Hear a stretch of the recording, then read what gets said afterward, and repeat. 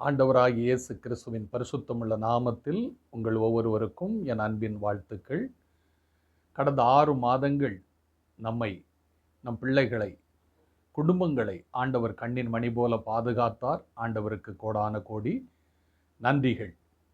இந்த 7வது மாதமும் ஆண்டவரே நீர் எங்களை வழிநடத்தும் என்று உபவாசித்து ஜெபித்த போது பரிசுத்த ஆவியானவர் எனக்கு காண்பித்த வேத வசனம் 1 நாளாகமம் 22ஆம் அதிகாரம் 11, 12 வசனங்கள். அங்கு ஆண்டவராகிய கடவுள் தாவீது வழியா தன் மகன் சாலமனுக்கு ஆலோசனை சொல்லுகிறார். என் மகன் சாலமனே, நீ பாக்கியவான். ஆண்டவராகிய கடவுள் உன்னோடு இருந்து ஆண்டவருடைய ஆலயத்தை அல்லது வீட்டை கட்டுவாய் என்று வாக்கு பண்ணி தொடர்ந்து சொல்லுகிறார். ஆண்டவராகிய கடவுள் உனக்கு ஞானத்தையும் உணர்வையும் அருள்வாராக. இதை கேட்டுக்கொண்டிருக்கிற என் அருமையான சகோதர சகோதரிகளே, நீங்களும் நானும் நம் வீடு என்கிற குடும்பத்தை கட்ட வேண்டும். இந்த 7வது மாதம் நம்மை, நம் பிள்ளைகளை, குடும்பத்தை ஆண்டவர் கட்டுவார். அதற்கு உங்களுக்கும் எனக்கும் தேவை என்ன தெரியுமா?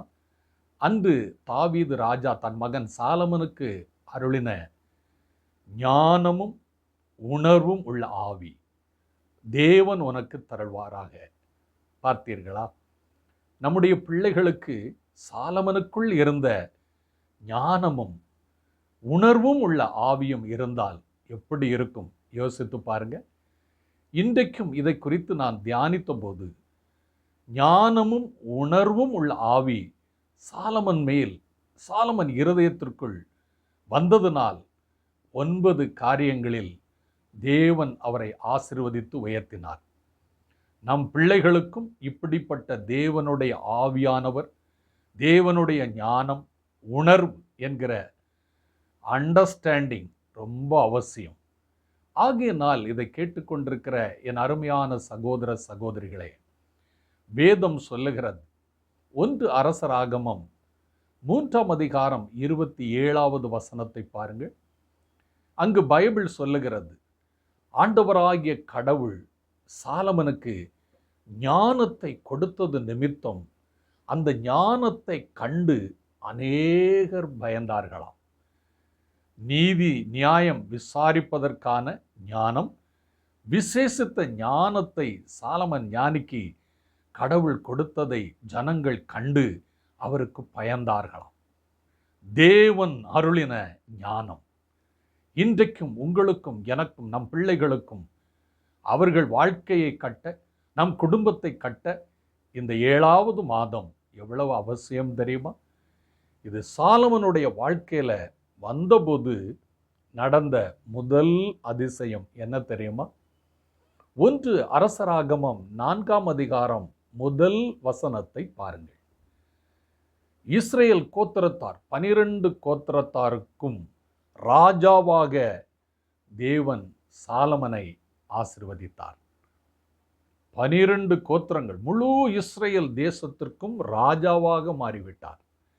இதை கேட்டுக்கொண்டிருக்கிற அருமையான என் அன்பு சகோதர சகோதரிகளே, உங்களையும் உங்கள் பிள்ளைகளையும் நம்மையும் தேவனுடைய ஞானம் உணர்வு உள்ள ஆவி இறங்கும்போது ஒரு நாள் நம் பிள்ளைகள் தேசத்தை ஆளுவார்கள் என்பது நிச்சயம். ஏன் தெரியுமா? நம்ம இந்த வேதத்தெல்லாம் இப்படி ஒவ்வொரு மாதமும் வாக்குத்தத்தமா நம்ம தியானிக்கிறோம். வேதம் சொல்லுகிறது, கலாத்தியர் 4ஆம் அதிகாரம் 28வது வசனத்துல, நீங்களும் நானும் ஈசாக்கை போல வாக்குத்தத்தத்தின் பிள்ளைகளாக இருக்கிறோம். ஆகையினால தான் இந்த வாக்குத்தத்தங்களை நீங்களும் நானும் வாசித்து அதை அறிக்கையிட்டு அப்படியே என் பிள்ளைகளுக்கு எங்களுக்கு வாய்க்க செய்யும் ஆண்டவரேன்னு ஜெபிக்கிறோம். அது மட்டுமல்ல, ரோமர் 9ஆம் அதிகாரம் 4வது வசனத்தை பாருங்க.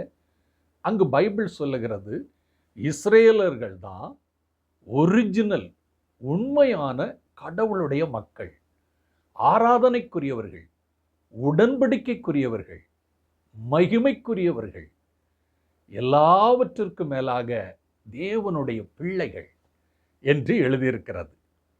இதில் உங்களுக்கும் எனக்கும் எவ்வளோ பெரிய பாக்கியம் தெரியுமா?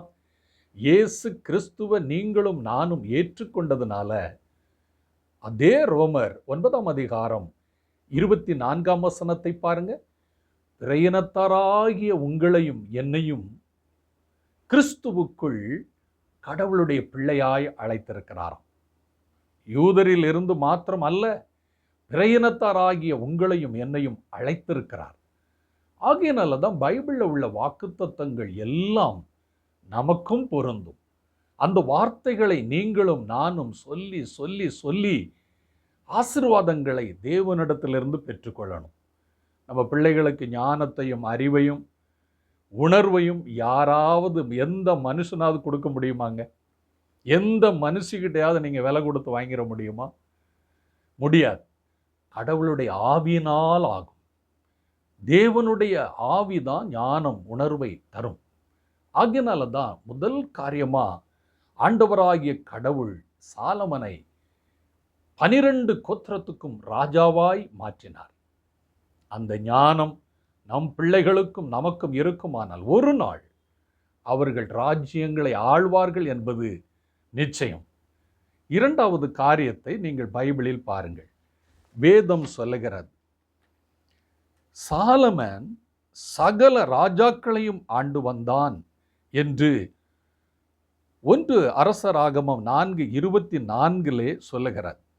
அவர் ராஜாவா மட்டும் ஆகலைங்க, சகல ராஜாக்களையும் ஆண்டு வந்தாராம். 1 அரசராகமம் 4:24 சாலமன் சகல ராஜாக்களையும் ஆண்டு வந்தாராம். மட்டுமல்ல, மூன்றாவது பாருங்க, சாலமனை சுற்றி எங்கும் சமாதானமாய் இருந்ததாம். 1 அரசர் 4:24 பாருங்க. இன்றைக்கு இதை கேட்டுக்கொண்டிருக்கிற அருமையான என் அன்பு சகோதர சகோதரிகளே, உங்களை சுற்றிலும் நம்மை சுற்றிலும் நம் பிள்ளைகளை சுற்றிலும் சமாதானம் இருக்கும். குடும்பங்களில் தனிப்பட்ட வாழ்க்கையில் சமாதானம் இருக்கும் என்பது நிச்சயம். அடுத்து பாருங்க, யூதாவும் இஸ்ரேலும் சுகமாய் அல்லது பாதுகாப்புடன் வாழ்ந்தனர். 1 அரசர் 4:25 பாருங்கள். நம்முடைய குடும்பத்தில் நம்முடைய பிள்ளைகளுக்கு நம்மை சுற்றிலும் சுகம் இருக்கும், பாதுகாப்பு இருக்கும். எங்கு பார்த்தாலும் இயற்கை சீற்றங்கள், எங்கு பார்த்தாலும் கொள்ளை நோய்கள், எங்கு பார்த்தாலும் ஆபத்துக்கள், விபத்துக்கள், எங்கு பார்த்தாலும் அசுத்தங்கள். இதற்கு மத்தியில் நமக்கும் நம் பிள்ளைகளுக்கும் தேவன் பாதுகாப்பை கொடுப்பார் என்று 1 அரசர் 4:25 எழுதியிருக்கிறது. மட்டுமல்ல, வேதம் சொல்லுகிறது, சாலமனின் நாட்களில் ஒரு குறையும் வைக்கவில்லையாம் ஆண்டவராகிய கடவுள். 1 அரசர் 4:27 வாசித்து பாருங்கள். உங்களுடைய வாழ்க்கையில, நம்முடைய வாழ்க்கையில, நம் பிள்ளைகளுடைய வாழ்க்கையில ஒரு குறைவும் இந்த மாதத்தில் இருக்காது என்பது நிச்சயம். அது மட்டுமல்ல, வேதம் சொல்லுகிறது, தேவன் சாலமோனுக்கு மிகுதியான ஞானத்தையும் புத்தியையும் கடற்கரை மணலத்தனையான மன விருப்பத்தையும் மன விருத்தியையும் கொடுத்தாராம். 1 அரசர் 4:29 எழுதியிருக்கிறது. இதை கேட்டுக்கொண்டிருக்கிற அருமையான என் அன்பு சகோதர சகோதரிகளே, சாலமனுக்கு கடற்கரை மணலத்தனையாய் மிகுந்த ஞானத்தை கொடுத்தார் என்றால், புத்தியை கொடுத்தார் என்றால், நமக்கும் நம் பிள்ளைகளுக்கும் இந்த மாதத்தில் கொடுப்பார் என்பது நிச்சயம். மட்டுமல்ல, கீழே நாட்டினர் அனைவரின் ஞானத்தையும் எகிப்தியரின் எல்லா வகை ஞானத்தையும் விட சாலமனின் ஞானம் சிறந்ததாய் விளங்கிற்று என்று 1 அரசர் 4:30 எழுதியிருக்கிறது. ஆம், மற்ற அரசர்களை விட நம் பிள்ளைகள் கூட படிக்கிற, வேலை செய்கிற பிள்ளைகள் மற்ற பிள்ளைகளை காட்டிலும் விசேஷித்த ஞானத்தினால் சிறந்தவர்களாய் இருப்பார்கள் என்பது நிச்சயம். மட்டுமல்ல, வேதம் சொல்லுகிறது,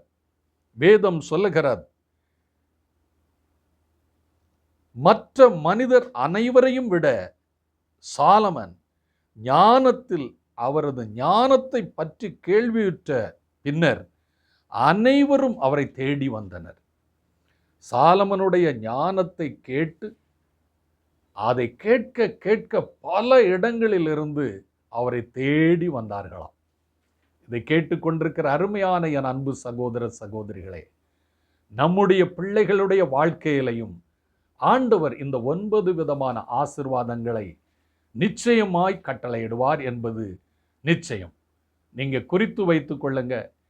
இந்த மாதத்தில் நம் பிள்ளைகளை, நம் குடும்பங்களை ஆண்டவர் அப்படி உயர்த்தி ஆசீர்வதிக்க போகிறார் என்பது நிச்சயம். நாம் கண்களை மூடி நாம் ஆண்டவற்றை ஜெபிப்போம். ஆண்டவனே, ஞானமும் உணர்வையும் என் பிள்ளைகளுக்கு, எங்களுக்கு தாரும், எங்கள் குடும்பங்களுக்கு தாரும், விசேஷித்த பாதுகாப்பை தாரும் என்று நாம் கேட்போமா? நாம் எல்லாரும் கண்களை மூடி ஆண்டவரிடத்தில் ஜெபம் பண்ணுவோம். ஆண்டவனே, முதல் காரியம் நீர் எங்களுக்கு சொன்னீர் அப்பா. சாலமன் அரசர் இஸ்ரேலர் அனைவர் மீதும் ஆட்சி செலுத்தி வந்தார். எங்கள் பிள்ளைகள் மேல் அப்படிப்பட்ட ஒரு ராஜ்யத்தை ஆளுக செய்கிற அனுபவம் அவர்கள் மேல் அப்படிப்பட்ட அபிஷேகம் இறங்குவதாக. இந்த மாதத்துல சாலமன் சகல ராஜாக்களையும் ஆண்டு வந்தான். எங்கள் பிள்ளைகளும் எங்கள் குடும்பங்களும் சகலத்தையும் ஆளுகை செய்ய உம்முடைய ஞானம், உணர்வை தாரும். சாலமனை சுற்றி எங்கும் சமாதானம் இருந்தது என்று 3வது எழுதியிருக்கிறது. எங்களை சுற்றி, எங்களுக்குள், எங்கள் குடும்பத்திற்குள் தேவ சமாதானம் இருப்பதாக. 4வது, யூதாவும் இஸ்ரேலும் சுகமாய் அல்லது பாதுகாப்புடன் வாழ்ந்தனர் என்று வேதம் சொல்லுகிறது. தேவனே, எங்களுக்கும் எங்கள் பிள்ளைகளுக்கும் தெய்வீக சுகத்தையும் பாதுகாப்பையும் தருவீராக. இந்த 7வது மாதம் முழுவதும் உம்முடைய பலத்த ஆணி கொண்ட தழும்பு கொண்ட கரம் எங்கள் பிள்ளைகள் மேல், எங்கள் குடும்பத்தின் மேல் இருப்பதாக. 5வது, அவர்களுக்கு ஒரு குறைவும் இல்லை என்று வேதம் சொல்லுகிறது. தகப்பனே, எங்களுக்கும் எங்கள் பிள்ளைகளுக்கும் ஒரு குறைவில்லாமல் இந்த 7வது மாதம் முழுவதும் ஆச்சரியமாய் நடத்தும். தேவன் சாலமனுக்கு மிகுதியான ஞானத்தையும் புத்தியையும் கடற்கரை மடல் அத்தனையுமான மனோ விருத்தியையும் கொடுத்தார் என்று வேதம் சொல்கிறபடி, அதே போல் எங்களுக்கும் எங்கள் பிள்ளைகளையும் குடும்பங்களையும் ஆசீர்வதியும். ஆண்டவனே, 7வது, கீழை நாட்டினர் அனைவரின் ஞானத்தையும் எகிப்தியரின் எல்லா வகையான ஞானத்தையும் விட சாலமனின் ஞானம் சிறந்ததாய் விளங்கிற்று என்று எழுதியிருக்கிறபடி, எங்கள் பிள்ளைகள் வாழுகிற இடம், வேலை செய்கிற இடம், படிக்கிற இடங்களில் மற்ற பிள்ளைகளை காட்டிலும் விசேஷித்த ஞானம், விவேகம், அறிவினால் நிரப்புவீராக, சிறப்பாயிருப்பார்களாக. அப்படியே நீர் செய்கிற அன்பிற்கு நன்றி அப்பா. 8வது, மற்ற மனிதர் அனைவரையும் விட சாலமனை ஞானத்தில் சிறந்து விளங்கினார் என்று எழுதியிருக்கிறார். அதே போல எங்கள் பிள்ளைகளை சிறந்த ஞானம், சிறந்த ஆசீர்வாதங்கள் இயேசுவின் நாமத்தில் பிள்ளைகளை தேடி தேடி வருவதாக ஆசீர்வதியும். 9வது, சாலமனின் ஞானத்தை பற்றி கேள்வியுற்ற பின்னர் அனைவரும் அவரை தேடி வந்தார்கள். எங்கள் பிள்ளைகளை, எங்கள் குடும்பங்களை உம்முடைய தெய்வீக ஞானம், உணர்வினால் நிரப்பும் பொழுது அநேகர் தேடி வருவார்களாக. ஆண்டவனே, இதை அனைத்தையும் எங்கள் பிள்ளைகளுக்கு வாக்குத்தத்தமாய் இந்த 7வது மாதம் எடுத்துக்கொள்ளுகிறோம். நீர் கூட இருந்து இப்படி ஆசீர்வதிக்க வேண்டும் என்று என்னை தாழ்த்தி, இயேசுவின் நாமத்தை உயர்த்தி, ஜெபமே என் வாழ்வு, சுவிசேஷமே என் பாரமாய் இருக்க வேண்டும் என்று அர்ப்பணித்து இந்த 7வது மாதம் முழுவதும் உம்முடைய பலத்த கரங்களுக்குள் இயேசுவின் நாமத்தில் அர்ப்பணித்து ஆசீர்வதித்து ஜெபிக்கிறேன் ஜீவனுள்ள பிதாவே. ஆமென். God bless you.